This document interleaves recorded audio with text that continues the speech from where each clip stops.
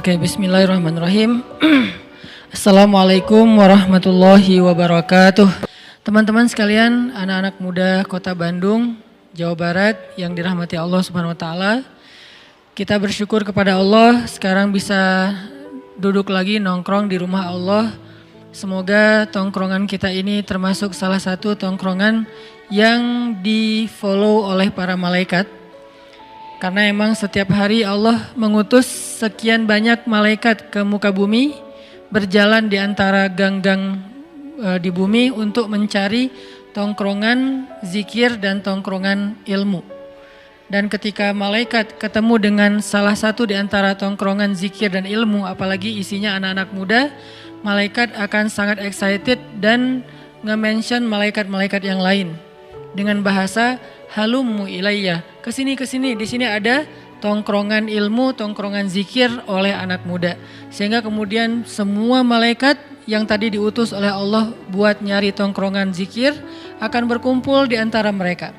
Lalu ngedoain mereka, nge-mention nama mereka satu persatu. Jadi ketika kita sibuk untuk berzikir, malaikat sibuk untuk nyebut nama kita.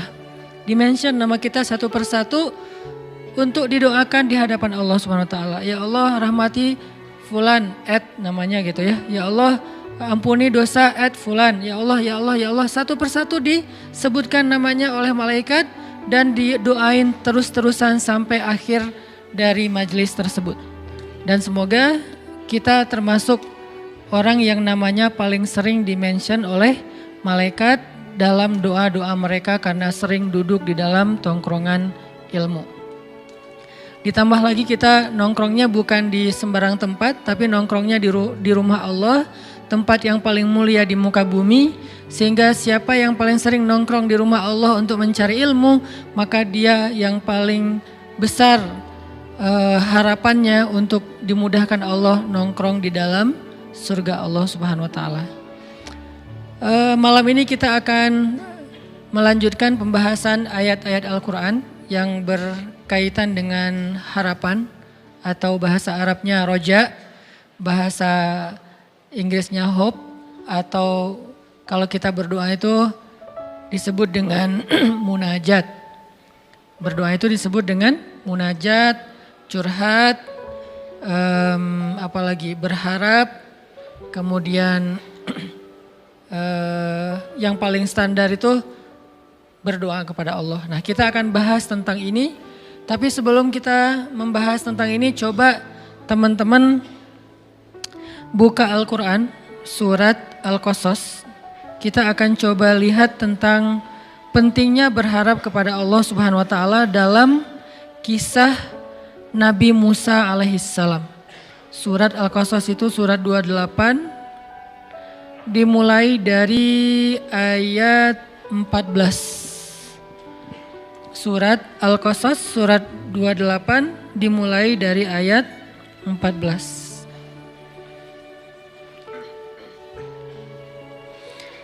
Jadi sharing atau nongkrong bareng yang kita lakuin Rabu malam ini sejak udah sekitar sebulan lebih, mulai kita masukin konten yang lebih ke membedah atau merenungkan ayat-ayat Al-Quran. Kayak pertama dimulai dengan surat Ad-Duha, saya nggak tahu berapa kali pertemuan ya, tapi mudah-mudahan udah cukup kebayang nih. Kemudian dilanjutkan dengan surat Al-Insyirah atau Asy-Syarah yang juga mudah-mudahan jadi kayak motivasi buat kita supaya berlapang dada. Nah, malam ini kita akan coba bedah satu paragraf dari surat Al-Qasas, surat 28 ayat 14. Sebetulnya ayatnya sampai ayat 28 ya, satu lembar. Cuman kalau kita baca semuanya waktu kita terbatas, jadi hanya baca beberapa ayat saja tentang berharap kepada Allah Subhanahu wa taala. Bahasa lainnya mungkin ar-roja atau munajat atau doa atau termasuk juga tawakul. Tawakul itu bahasa Indonesianya tawakal. Orang Arab nyebutnya tawakul, tapi kita nyebutnya tawakal. Kalau tawakal itu lebih ke kata kerja. Tapi kalau tawakul itu udah menjadi sebuah kata sifat. Sifat dari Al-Quran itu kan sebetulnya kalau kata Utsman bin Affan, kalau hati kalian bukan nggak enak juga nerjemahinnya. Kalau bahasa aslinya tuh kalau hati kalian bersih, maka kalian tidak akan pernah merasa bosan terhadap Al-Quran. Kalau saya sih bukan karena hati bersih, karena pengen bersihin hati. Jadi merasa kayak butuh baca lebih banyak, dan salah satu surat yang buat saya sih paling favorit itu selalu surat-surat atau ayat-ayat tentang kisah ya. Jadi kalau baca ayat kisah tuh rasanya kayak nonton film. Apalagi kisah para anbiya, kebayang langsung imajinasi kolosalnya, imajinasi adegan-adegan dramatisnya. Itu langsung kayak nonton film, terus kayak ngenikmati banget alur-alurnya. Nah ini termasuk surat ataupun kisah tentang Nabi Musa alaihissalam. Teman-teman kalau perhatiin kisah Nabi Musa di Al-Quran itu agak acak memang. Kayak misalnya kisah pertama tentang Nabi Musa di Al-Quran itu surat apa? Al-Baqarah. Karena di Al-Baqarah itu kan langsung masuk cerita Bani Israel ya. Setelah cerita tentang Nabi Adam langsung Musa Bani Israel dengan Bani Israelnya. Nah, justru di Al-Baqarah itu kisah kisah Musa lebih ke episode ke berapa? Udah bukan di awal-awal itu. Episode ketika Musa udah keluar dari Mesir. Justru cerita di Al-Baqarah itu ketika Musa sudah keluar dari Mesir. Kalau yang di awal-awal justru di Al-Qasas. Al-Qasas yang awalnya Musa kecil. Musa baru lahir dihanyutkan ke Sungai Nil. Kemudian nanti episode keduanya yang tadi kita baca Musa remaja. Dengan kasus salah satu klimaksnya di episode itu adalah Musa apa? Klimaksnya Musa menikah. Itu klimaksnya. Dan itu penting ya. Jadi di episode kedua itu klimaksnya Musa menikah. Kalau episode pertama klimaksnya Musa dihanyutkan ke Sungai Nil. Kalau yang kedua klimaksnya Musa menikah. Nanti ketiga ada di surat Toha.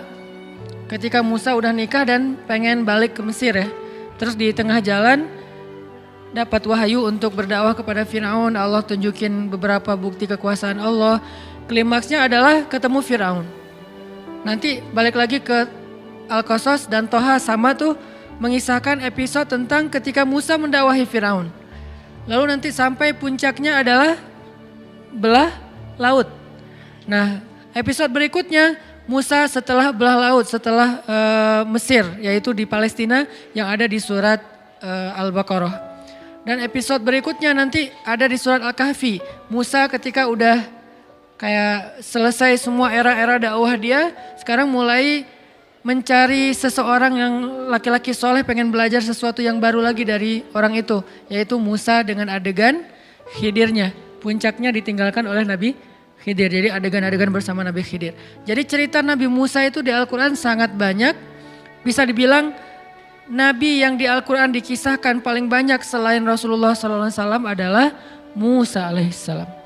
Kalau Nabi Muhammad wajar karena Al-Quran diturunkan kepada beliau. Tapi kalau Musa, beliau punya Taurat. Tapi kenapa di Al-Quran kisahnya panjang banget? Saking banyak sekali adegan-adegan yang luar biasa dari kisah Nabi Musa dan inspiring banget buat kita baca. Kalau Yusuf panjang tapi satu surat doang. Kalau Ibrahim banyak surat tapi gak sepanjang Musa. Kalau Musa itu panjang banget. Kalau Zakaria misalnya ada di 2 atau 3 surat gak terlalu panjang juga lah. Maryam oke, tapi Musa lebih panjang dari mereka semuanya. Dan ini malam ini kita akan coba bedah kisah Nabi Musa alaihissalam di episode, sebutlah episode kedua, masa Nabi Musa usia remaja. Disebutkan oleh Allah Subhanahu wa taala di ayat berapa tadi teh? 14. Walamma balagha asyuddah wastawa atainahu hukman wa ilma. Ketika Musa sudah berusia asyuddah, usia cukup. Berapa usia cukup? Kata sebagian ulama usia cukup itu adalah usia cukup menikah. Usia cukup di sini adalah usia cukup menikah. Perlu kita cari tahu berapa? Ada ikhtilaf, jadi aman ya. Ada sebagian ulama mengatakan usia cukup di sini adalah 20 tahunan. Sudah belum? Oh ya. Yeah. Berarti sudah asyuddah. Sudah cukup tuh. Jadi walamma balagha asyuddah, ketika Musa sudah berusia cukup, sebagian ulama mengatakan 20-an tahun. Sebagian yang lain mengatakan 30-an tahun. Kenapa? Karena usia 30 tahun sampai 40 tahun itu adalah usia ideal seorang laki-laki. Usia ketika bertemu dua kebaikan pada dirinya. Pertama, secara fisik dia sudah sempurna.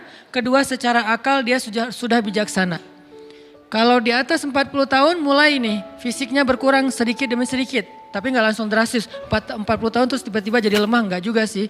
Pelan-pelan nih berkurang, tapi idealnya bertahan antara 30 sampai 40 tahun. Setelah 40 tahun fisiknya mulai berkurang sedikit demi sedikit, akalnya tetap sempurna. Di bawah 30 tahun fisiknya sempurna, akalnya belum sempurna. Nah yang paling sempurna itu usia antara 30 sampai 40. Dan itulah usia Nabi Ayub ketika Allah sembuhkan. Nabi Ayub sakit sekitar usia 80 tahun. Lalu ketika Allah sembuhkan, mandi dengan air di bawah kaki beliau, tiba-tiba beliau jadi muda lagi. Mudanya beliau kata sebagian besar ulama tafsir adalah di usia antara 30 sampai 40 tahun. Karena itulah usia paling ideal. Dan itu juga yang menjadi patokan usia penduduk surga. Penduduk surga itu kata Allah usianya sebaya. Arti sebaya rata-rata antara 30 sampai 40 tahun dan itulah usia penduduk surga. Jadi kalau belum usia 30 tahun belum sempurna syaratnya nih. Di atas 40 tahun udah agak-agak gimana gitu. Jadi usia yang ideal itu antara 30 sampai 40 tahun. Walaupun itu nggak berlaku kepada semua orang. Ada orang yang usia 20 tahun tapi dia melakukan karya-karya yang bahkan orang 40 tahun belum melakukannya. Seperti Muhammad Al-Fatih. Atau kalau para anbiya itu seperti Nabi Yusuf alaihissalam, Nabi Yahya alaihissalam, Nabi Isa alaihissalam, nabi-nabi yang keren, yang masih muda-muda tapi udah dapat ilmu. Nabi Yahya itu bukan usia remaja malah. Yahya khudil kitaba biquwwah wa atainahul hukma sobiyya. Kami berikan kepada Yahya itu hukmah. Hukmah ini adalah ilmu yang banyak ketika dia masih berusia sobiyya, masih anak-anak, seusia akbar. Seusia akbar udah jadi nabi. Udah duduk depan terus kita dengerin. Seusia akbar. Yahya. Isa juga kayak gitu. Kalau Isa malah dikasih kemampuan berbicara usia masih dalam gendongan ibunya. Cuman ngomongnya cuma sekali doang. Setelah itu udah gak bisa ngomong lagi kecuali secara normal. Artinya gak berlaku kepada setiap orang. Ada juga misalnya kayak sahabat usia belasan tahun udah memimpin pasukan yang prajuritnya itu sahabat senior. Siapa sahabat ini? Usamah bin, bukan Laden ya. Usamah bin Zaid. Siapa Usamah bin Zaid? Anaknya Zaid. Zaid itu siapa? Anak angkatnya Rasul. Walaupun kemudian gak boleh mengatasnamakan Zaid bin Muhammad. Anak angkatnya Nabi. Adegan yang terkenal dari Zaid apa? Pernah menikah dengan Zainab. Lalu bercerai, Zainab dinikahi oleh Rasul. Jadi cerita pernikahan Zainab ini agak lumayan dramatis juga. Antara Zaid dan Rasulullah gitu. Agak lumayan lah ceritanya luar biasa. Jadi anaknya namanya Usamah. Usamah usia SMP, kalau di kita sekitar 14 tahun. Usia SMP udah memimpin sebuah pasukan perang. Dia udah jadi kayak panglima militer. Anggota pasukannya, prajuritnya siapa? Umar bin Khattab, coba. Kelas-kelasnya sahabat awalun yang dijamin masuk surga, yang Rasulullah bermusyawarah dengan mereka. Siapa panglimanya? Usamah bin Zaid.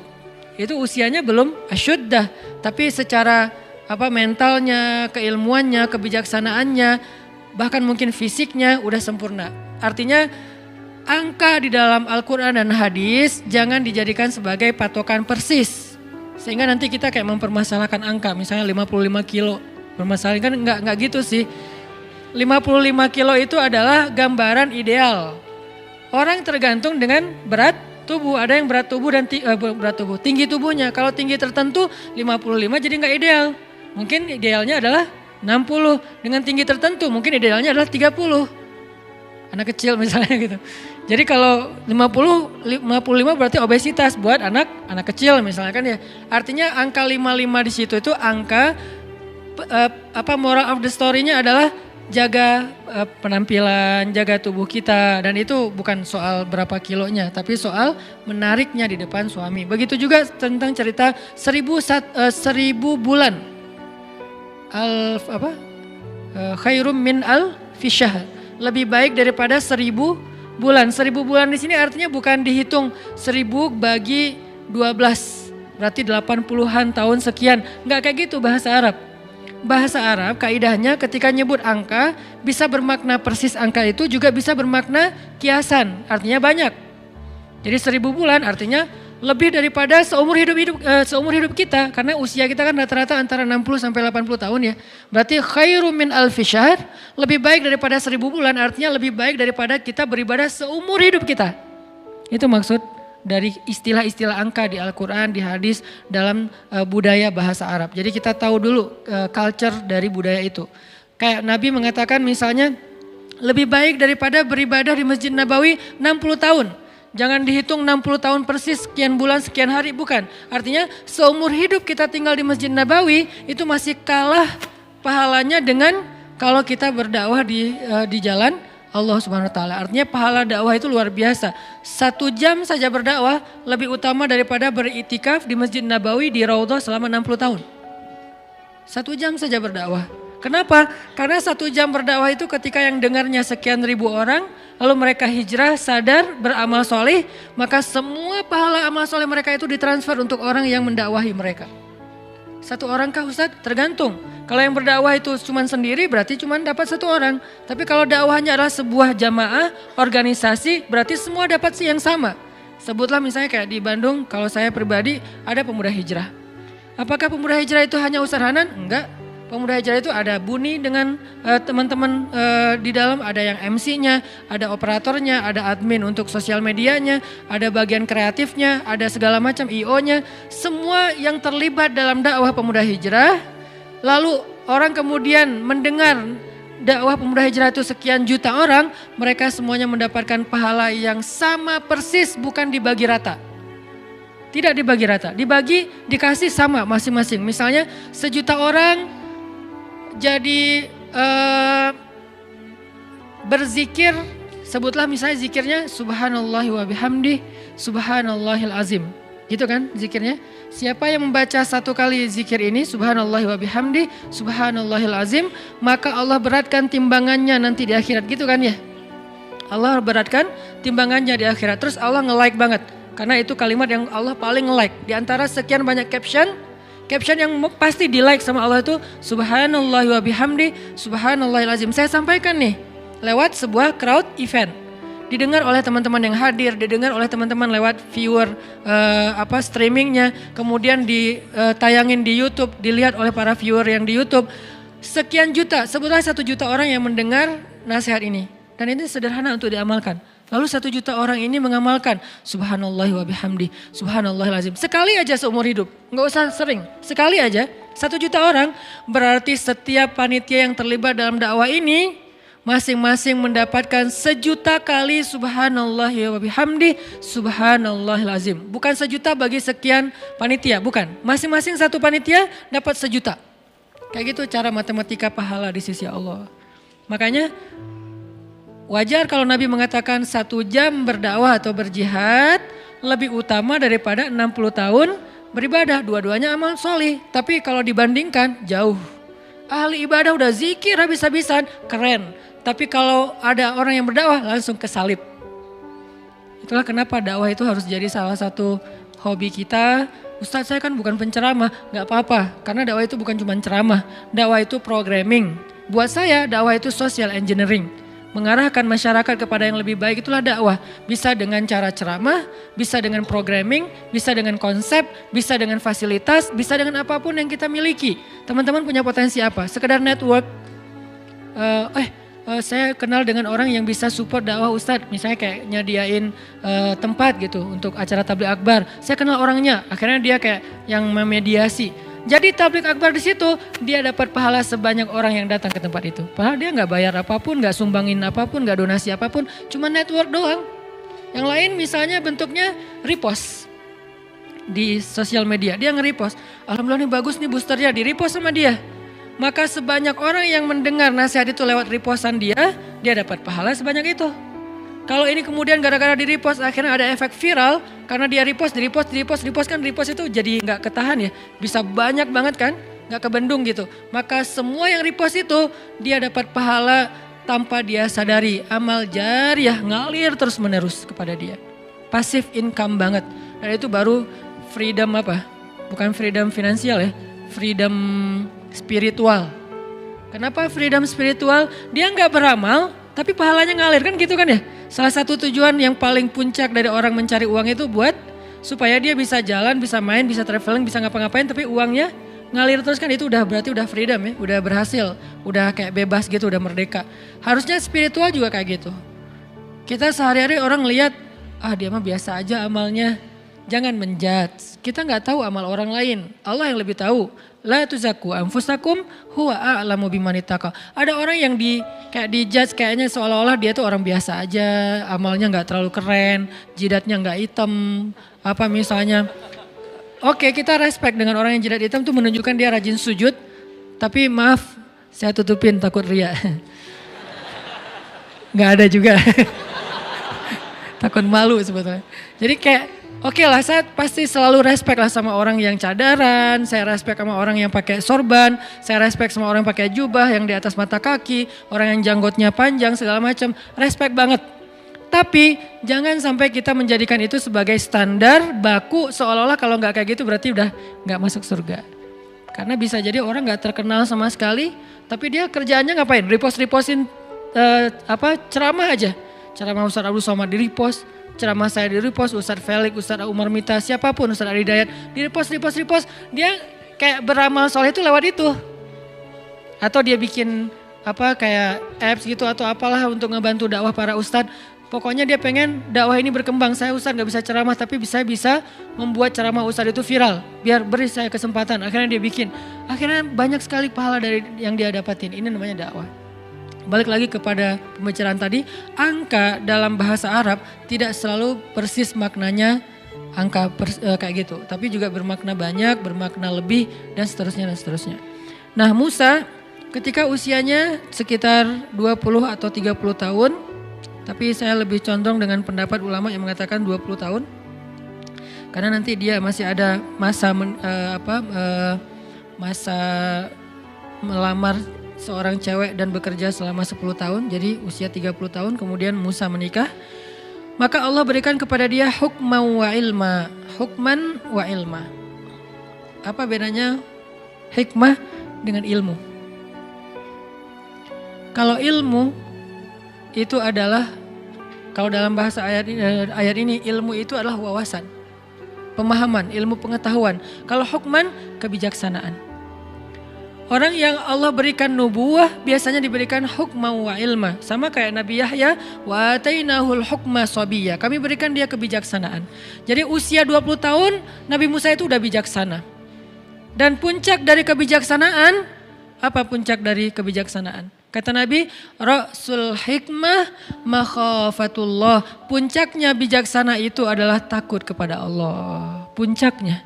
Jadi orang gak disebut bijaksana kalau dia gak takut kepada Allah. Kalau gitu Ustadz kita jadi kayak budak. Emang namanya juga hamba. Hamba itu kan bahasa lain budak kan. Dan sifat dasar dari seorang hamba itu takut kepada tuannya. Dan kalau dia udah takut kepada tuannya, dengan rasa takut itulah dia menjaga diri dari berbuat dosa, mengecewakan, membuat tuannya marah. Dan itulah puncak dari kebijaksanaan. Sehingga kata Allah, innama yakhsyallaha min ibadihil ulama. Sesungguhnya yang takut kepada Allah di antara hambanya adalah orang yang berilmu. Jadi bisa dibilang ciri orang yang berilmu takut kepada Allah. Bukan banyak wawasan, bukan banyak teori, bukan panjang narasinya, bukan bagus dalam penulisan captionnya. Tapi dia takut kepada Allah. Ketika dia mau bikin dosa takut kepada Allah. Ketika dia mau nyakitin orang lain takut kepada Allah. Ketika dia mau bohong takut kepada Allah. Ketika dia mau curang takut kepada Allah. Bisa jadi dia wawasannya gak terlalu banyak. Tapi ilmunya sampai kepada puncak hikmah. Tanya sama diri kita masing-masing. Apakah yang kita pelajari setiap Rabu malam atau di taklim-taklim yang lain udah bikin kita takut sama Allah belum? Atau itu sekedar kayak wawasan doang gitu. Oh ya gue udah tahu, oh ya baru tahu, oh ya lucu juga ya, oh ya seru ya, oh ya. Ini mungkin baru sekedar wawasan dan entertain. Kita pengen nyari ilmu yang bikin kita takut sama Allah. Dan rata-rata orang-orang yang hebat dalam cerita Al-Quran semuanya takut sama Allah. Salah satunya Yusuf alaihissalam. Yusuf itu salah satu bentuk adegan dia takut sama Allah ketika dia digoda oleh seorang cewek. Ceweknya tuh cantik banget, terkenal bahkan jadi simbol kecantikan perempuan Mesir. Bukan Cleopatra, tapi istri Al-Aziz. Karena ini versi Al-Quran kan cantik banget. Saking cantiknya sampai Yusuf juga tertarik kepada dia. Karena Yusuf kan terlalu keren ya. Orang kalau terlalu keren kan punya standarnya juga agak tinggi kan. Dia nggak mau yang biasa-biasa aja gitu. Dia pengennya yang kayak gimana. Walaupun itu tetap relatif kan. Relatif, menurut kita kayak biasa, menurut dia udah tinggi. Menurut kita kok carinya yang warnanya agak gelap sih. Dia justru senangnya yang gelap-gelap. Kayak misalnya kayak bule kan senangnya cowok Indonesia karena dianggap kayak etnik gitu, kayak gitu ya. Agak-agak dia kurang senang gitu yang terlalu charming, terlalu bright gitu, dia nggak terlalu suka. Dia senangnya ya agak-agak ini untuk menghibur diri saya gitu ya. Dia senangnya agak-agak gelap gitu. Walaupun saya pakai kamera ini jadi agak-agak happy sih, setiap foto kok jadi cerah ya. Ya artinya teman-teman bahwa Yusuf punya standar yang tinggi. Kalau dia sampai tertarik dengan perempuan itu, berarti itu perempuan cantik banget. Wahammat bihi, wahamma biha. Ceweknya suka sama dia, dia juga suka sama cewek itu. Kayak gitu ayatnya, ham. Ham itu ada rasa gairah. Yusuf itu normal, suka sama cewek. Jadi bukan, gue malas sama dia. Kenapa? Soalnya dia cewek. Nah ini bahaya nih. Justru Yusuf itu sukanya sama, jadi normal banget, cowok yang normal. Terus gimana kok bisa kejaga?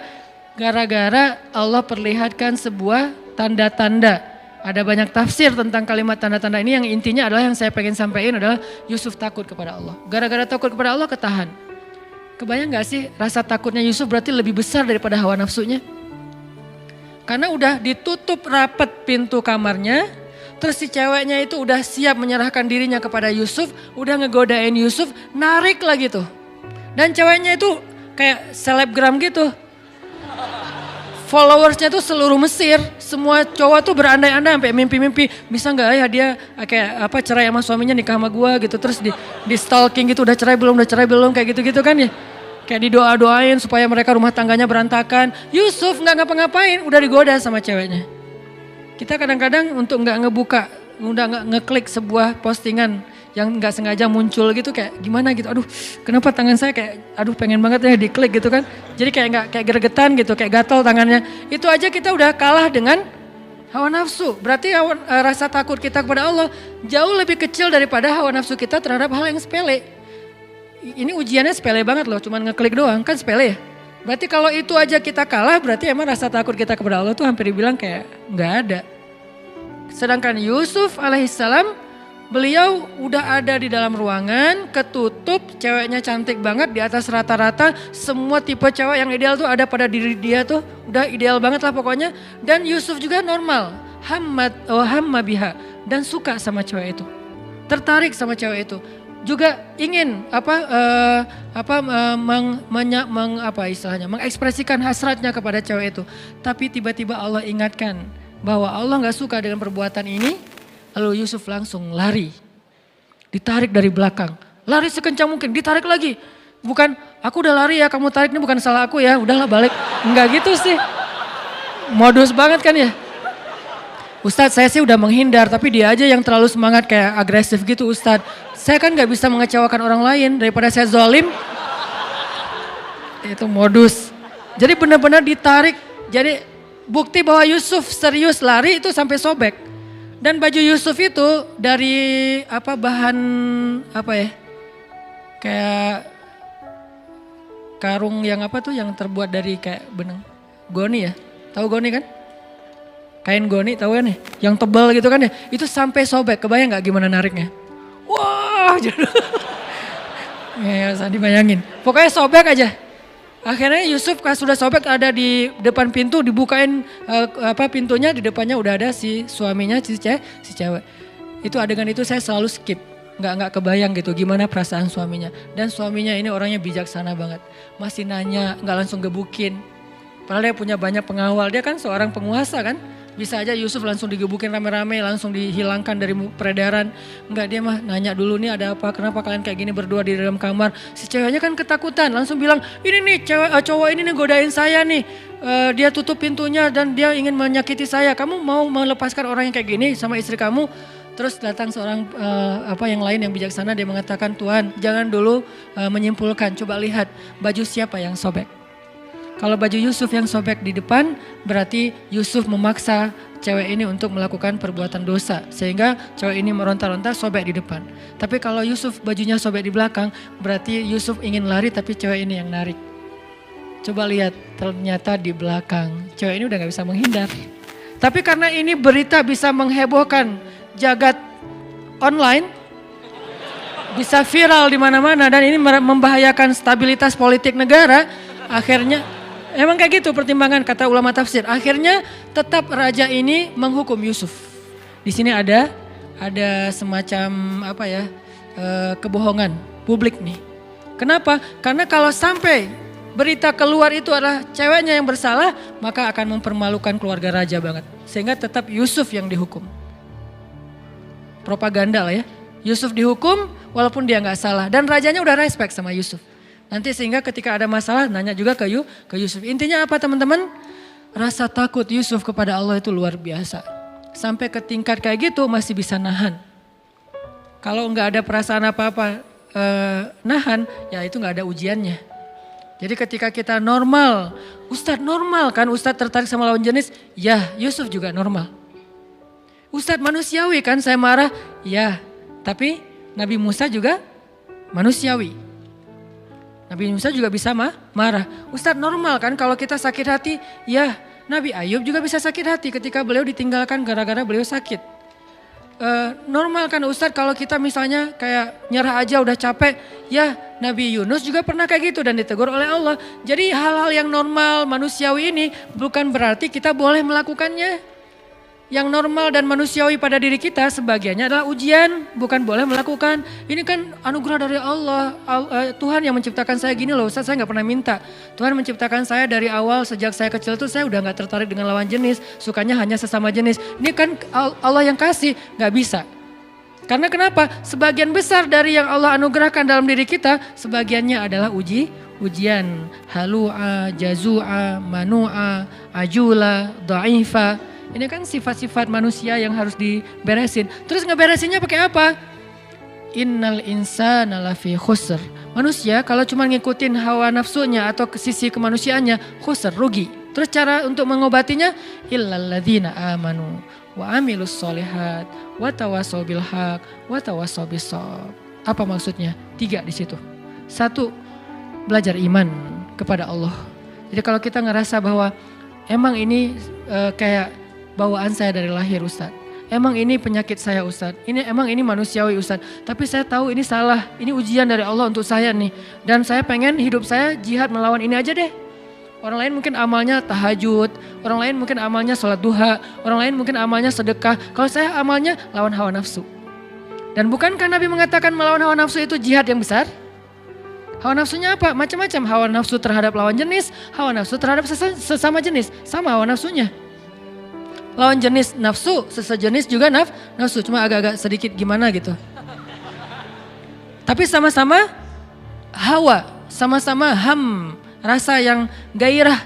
Gairah itu bahasa Arab, gairah dalam diri kita. Nah inilah jihad kita. Cara melawannya gimana Ustaz? Illalladzina amanu, belajar iman. Belajar yakin sama Allah, belajar lebih dekat sama Allah, belajar lebih mengenal Allah, 1. Kedua, wa amilus solihat, sibukkan diri kita dengan hal-hal yang positif. Ke masjid, taklim, belajar ngafal Quran, belajar ini, belajar itu. Yang positif-positif lah, membantu orang lain. Yang buat kita tersibukkan dengan hal-hal yang produktif, bermanfaat, positif gitu. Atau bahkan mungkin semangat untuk mencari bikin usaha, bisnis yang penting positif, produktif. 2. Ketiga, watawassaw bil haq, watawassaw bis sabr. Apa maksud dari kalimat ini? Lingkungan. Maksud dari watawassaw bil haq karena kalimatnya saling, berarti lingkungan. Cari lingkungan yang bisa jaga kita, yang bisa menasihati kita, yang bisa mengingatkan kita ketika kita salah. Cari lingkungan itu. Jangan cari lingkungan yang justru membiarkan kita, bahkan menyemangati kita dalam berbuat dosa, bahkan mendorong kita, bahkan menjerumuskan kita. Jangan itu lingkungannya, karena itu nggak akan bisa selamat dari khusr, dari kerugian. Wa tawassaw bil haq wa tawassaw bis sabr, artinya cari lingkungan yang bisa membuat kita lebih termotivasi dalam kebaikan-kebaikan. Almar'u ala dini khalili. Seseorang tergantung siapa temannya. Itu berlaku dalam spiritual, berlaku dalam bisnis. Seorang motivator bisnis mengatakan, kalau Anda ingin menjadi orang sukses, coba perhatikan 5 orang yang paling dekat dengan Anda. Sukses belum? Kalau 5 orang yang paling dekat dengan Anda bukan orang sukses, berarti Anda gak akan bisa sukses. Terus perhatikan berapa pendapatan mereka dalam sebulan. Kali 5 bagi 5 rata-rata. Maka segitulah pendapatan Anda, itu kata seorang motivator bisnis. Artinya tetap dalam motivasi bisnis aja, teman itu sangat mempengaruhi diri kita, kesuksesan kita. Kalau kita pengen sukses di kampus, berteman dengan 5 orang yang sukses di kampus. Pengen sukses dalam pernikahan, berteman dengan orang yang 5 nikah muda. Insya Allah nikah muda. Kalau 5-5-nya sama-sama Jovisa, ya wajar lah kita sampai sekarang masih. Teman lo siapa? Itu yang lagi ngahulang di pojok situ, kenapa? Habis diputusin, oh ya. Yang kedua, gak bisa move on. Yang ketiga, stalkingin mantan. Yang keempat, jadi 5 temennya semuanya belum bisa move on dari masa lalu gitu. Dan nasibnya sama, diputusin. Gak ada yang nyambung gitu ya. Berarti ya wajar. Perhatikan siapa teman kita. Intermezzo doang. Intinya adalah, tapi serius ya. Intinya adalah dalam amal soleh juga kayak gitu teman-teman. Karena saya kundayan, saya nahnu du'at walaysa qudat, kami adalah da'i bukan hakim. Jadi saya tidak menjawab pertanyaan itu dari sisi fatwa. Ustaz Abdul Somad sudah menjawabnya dari sisi fatwa tentang masalah LGBT dan segala macam. Itu bagiannya Ustaz Abdul Somad. Allahu alam, beliau lebih mengerti ilmu daripada saya. Saya da'i, maka saya ngasih solusi. Solusinya apa? Tadi, belajar iman, belajar amal soleh, cari lingkungan. Karena kenapa? Kita sangat terpengaruh oleh lingkungan. Jadi Nabi Yusuf juga normal, sangat normal. Istrinya Nabi Lut normal. Kalau nggak normal nggak nikah sama Nabi Lut dong. Kan normal kan, berarti istrinya Nabi Lut, bukan istrinya cewek mana gitu. Enggak kan ya? Jadi dia nikah dengan laki-laki, berarti normal dong istri Nabi Lut. Terus masalahnya apa? Dia kayak mendukung orang yang punya ujian. Saya nggak nyebut dengan bahasa lain, saya lebih suka menyebutnya dengan ujian. Karena semua kita diuji, ada yang diuji dengan sifat kikir. Ustadz, saya tuh insya Allah kalau tahajud rajin. Kalau duha, alhamdulillah. Tapi kalau sedekah kenapa ya? Agak-agak berhitung gitu Ustadz. Kayak susah banget mau ngetik angkanya gitu Ustadz. Kalau bisa 0 semua gitu. Nolnya sih banyak, tapi gak ada angka satunya kan sama aja ya. 0 semua. Kayak susah banget mau ngasih. Ada orang kayak gitu teman-teman. Ada yang kebalikan. Ustadz, saya tuh emang kalau insya Allah kalau sedekah saya jor-joran gitu. Tapi kalau disuruh puasa sunnah kayak berat banget Ustadz. Boleh gak Ustadz puasa Ramadan saya pakai qadha aja, saya pakai fidyah aja. Gak apa-apa, fikih fidyahnya berapa Ustadz? Sekian genggam beras, saya kasih 1 ton deh. Gak bisa. Jadi ada orang yang diuji dengan sifat kikir, ada yang diuji dengan sifat males, ada yang diuji dengan sifat baperan, suka cemburu yang berlebihan, suka curiga yang berlebihan dengan pasangannya. Kita setiap hari harus live Sherlock ya. Lo kemana aja gitu kan ketahuan gitu kan ya. Kayak super duper gitu kan. Terlalu posesif misalnya. Itu kan ujian ya. Ujian kalau laki-laki mungkin diuji dengan temperamen. Itu kan masalah dia yang dia harus coba beresin. Ustadz, saya tuh orangnya suka memberi. Saya tuh orangnya alhamdulillah tahajud. Saya tuh alhamdulillah tilawah. Tapi di jalan gak bisa nahan diri untuk marah. Klakson panjang, terus buka kaca marah-marah keluar, terus langsung nyegat orang di jalan, terus dilabrakin, kalau perlu dipecahin kacanya, dan segala macam lah kayak gitu-gitu. Saya juga pernah kayak gitu, soalnya konyol. Udah gitu saya taubat nasuha deh. Kenapa? Melototin orang pasti buka, Ustadz, gak jadi, pergi aja. Udah melototin gak jadi gitu kan, malu banget ya. Nah, jadi akhirnya taubat, gak mau lagi kayak gitu, sesekali sih masih. Artinya teman-teman itu kan ujian masing-masing orang. Termasuk ada orang yang ujiannya apa? Gak bisa jaga mata. Gak bisa jaga mata. Susah banget gitu. Yang lain dia bisa zikir. Astagfirullah, astagfirullah, astagfirullah, subhanallah, subhanallah, subhanallah, subhanallah, subhanallah. Jadi dia tuh kayak lidahnya tuh gampang berzikir tapi matanya tuh susah nunduk gitu. Ngelihatnya ke atas aja kalau di TSB. Kalau di dalam mall ke bawah aja di lantai 2. Jadi kayak ujian dia adalah mata. Ada ujian orang yang lisan. Gak bisa nahan diri dari membicarakan orang lain. Kalau ada teman pasti, lo tahu gak? Mulai tuh. Lo mau dengar gosip yang terbaru gak? Ini update banget nih. Mulai lagi. Jadi ujian dia di sini. Ada ujian di sini, di perut. Ada juga yang kalau bahasa Nabi itu di antara perut dengan lutut, ujiannya adalah hawa nafsunya. Semua orang dikasih ujian oleh Allah untuk dia survive dengan ujian itu, dan mungkin itulah jalan dia ke surga. Termasuk orang yang tadi ujiannya suka kepada sesama jenis, itu ujian dia. Saya nggak mau menjudge dengan istilah penyakit atau apa, itu bagian ustadz yang lain. Buat saya itu ujian buat teman-teman yang punya masalah ini. Coba kita beresin. Bukan dia doang yang punya ujian, kita juga punya, cuman beda. Kalau ujian yang lain misalnya kayak ujiannya tuh susah untuk ngelupain kesalahan orang. Ujiannya tuh susah untuk ngobatin sakit hati. Ujiannya itu kayak susah khusyuk dalam sholat. Asal udah sholat, asal udah takbir, banyak ide. Allahu Akbar. Oh iya benar tuh. Jadi asal udah takbir dapat banyak ide gitu. Jadi kayak kalau dia udah mentok, gua sholat pura-pura. Bisa pas itu dapat ide gitu. Pas pura-pura gak keluar ide. Oh harus beneran ternyata, wudhu beneran, Allahu Akbar. Tuh kan dapat ide beneran ya. Jadi kayak ujian banget buat dia sholat khusyuk. Itu semua orang diuji oleh Allah. Kan Allah menguji kita untuk melihat keseriusan kita dalam mendekati dia gitu. Makanya teman-teman yang punya ujian yang tadi saya sebutin, yuk illalladzina amanu, belajar iman. Belajar iman itu apa Ustadz? Belajar iman itu bukan belajar wawasan, belajar ngerasain iman di sini nih. Cinta sama Allah, takut sama Allah, apalagi kalau udah sampai ketakut, ya udah punya benteng tuh.